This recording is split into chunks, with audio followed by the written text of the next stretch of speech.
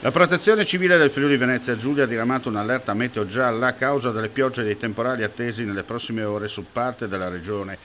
L'avviso sarà in vigore dalle 18 di lunedì 23 settembre fino alle 12 di martedì 24. Una depressione atlantica si avvicinerà alle Alpi, favorendo anche sulla regione l'afflusso di correnti sud-occidentali che saranno progressivamente più umide e instabili.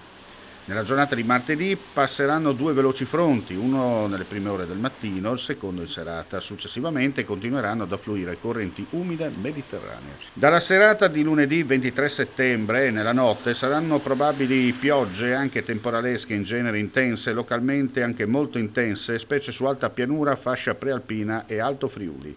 In prossimità del fronte, prevista dopo la mezzanotte, soffieranno in quota venti sostenuti da sud, in particolare sulle prealpi Giulie, sulla costa scirocco sostenuto in successiva rotazione a libeccio. Dopo le piogge e i temporali della notte, in mattinata è attesa variabilità con la possibilità di qualche rovescio.